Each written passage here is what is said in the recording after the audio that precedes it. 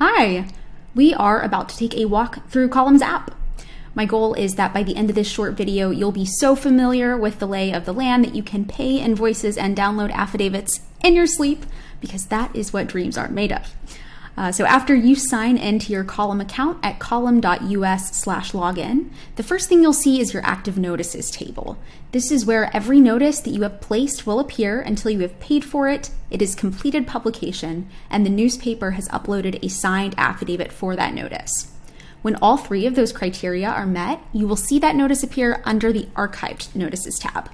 And the final tab you'll see in your notice table is Drafts. If you begin placing a notice, but you need to take a phone call halfway through, or you accidentally shut down your computer, you can return to this tab to find any notices that you've started but haven't yet submitted for publication.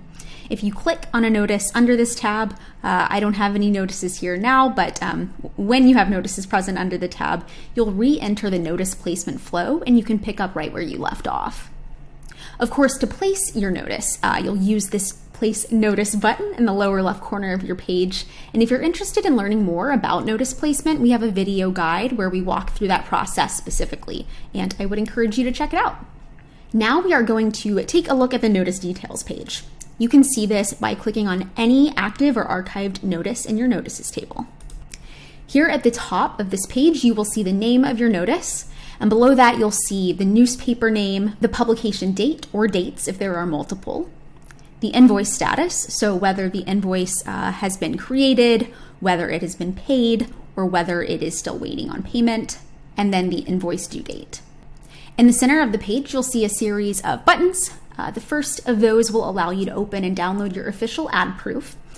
The second will allow you to do the same for your invoice. If you've already paid that invoice, you can download the receipt. To pay for your invoice, you should use this third button, and you can also click on this little mail icon right here to send yourself a reminder or email a reminder to anyone who needs to receive it, as well as a link to submit payment. You can also mail an invoice this way and plug in the address there too.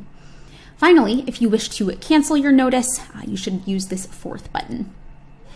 Over on the right side of your page, you'll see the notice preview.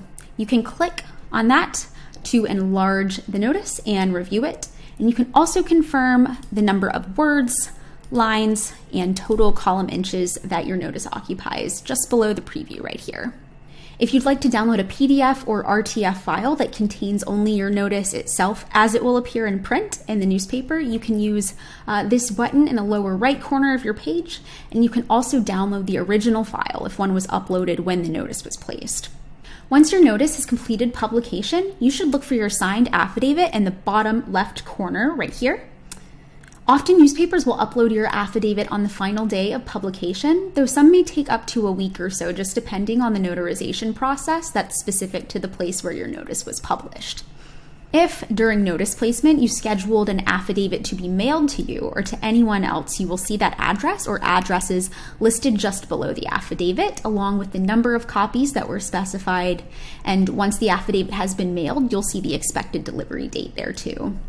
You can review the history of all actions taken related to your notice by taking a look at the activity log, which you can do by clicking on this clipboard button on the right margin of your page. The activity log will show you who placed the notice and when, as well as information about confirmation, edits to the notice if any were made, invoice creation and submission of payment, etc. Finally, the last thing we'll take a look at is these three buttons in the top right corner of your page. The first is this bell, which is where you'll find your notifications. So this is similar to the activity log, but it includes updates related to all notices on your account. The second is this question mark, and clicking this will bring you to our Help Center, which is a fantastic resource full of guides and articles about using Column. So if you have any questions on your mind at any point, you are likely to find an answer there. And you can also visit our Help Center directly by navigating to help.column.us. The last button is this little gear that will bring you to your account settings as well as your organization settings if you belong to one. This is also where you can log out of your account.